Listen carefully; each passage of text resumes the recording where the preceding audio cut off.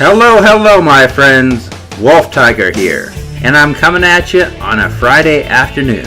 That's right, it's Friday, and on this excellent day, I bring to you yet another fine episode of The Things That Make You Go, the series that takes an editorial look at the realm of video games and technology. So let's get started. An interesting story I read in the news today said that a game developer said toxic player behavior means your game is doing something right. That's right, they want their customers to be obnoxious and annoying. So let me get you the details on this great story.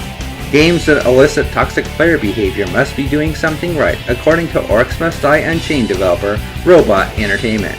Designer Jerome K told Polygon that if these unsavory players are flocking to your game, it means you've made something compelling.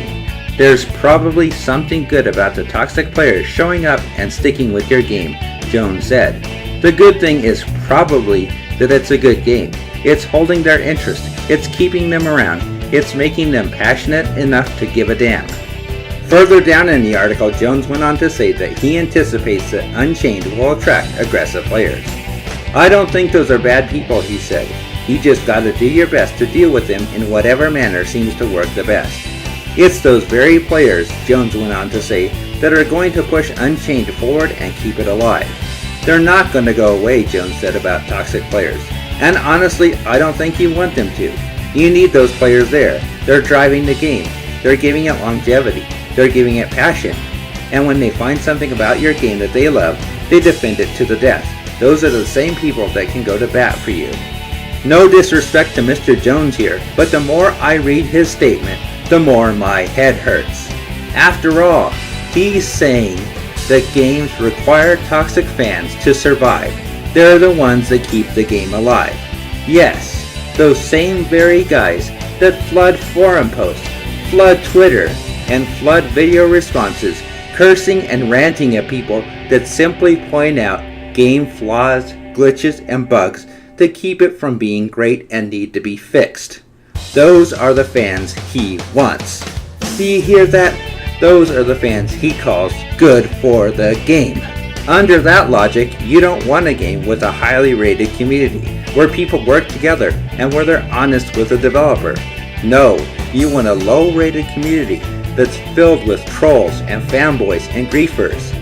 Geez, with that kind of logic, maybe I should go back to playing World of Warcraft and hang out in the trade chat. Yeah, that'll work well.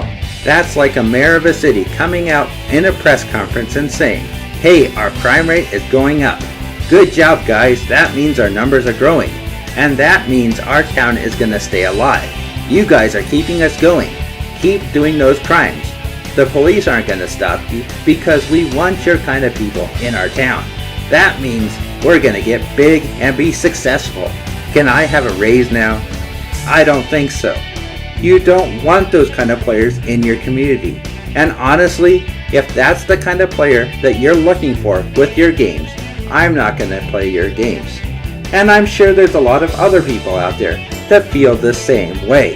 Sure, those same dedicated fans will continue to play your games and defend it tooth and nail, but it will diminish both the quality and lifespan of your game and your franchise.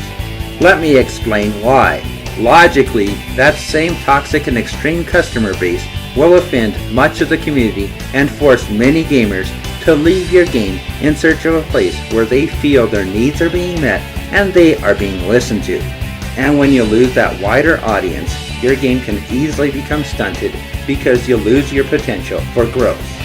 Because you need those wide opinions, everything from your game is awesome to your game is terrible, to tell you what features are working right and what aren't, what needs to be taken out and what needs to be added. Sure, you can get some of that from the dedicated fans, but somebody who's a little more critical on the game is going to tell you why they don't like your game or what can be done to make them enjoy it. The kind of opinions that your fans, your dedicated people, are going to say, no, that's just fine, it doesn't need to be changed. You need that broad audience for a healthy community and healthy game lifespan. That's a fact. So in your quest to not only keep, but encourage those same toxic players, you hurt your long-term sales. because much of the community will be turned away as those same toxic players keep on playing. As always, we'll keep our eyes open and see what happens next. That's all for now. Peace out.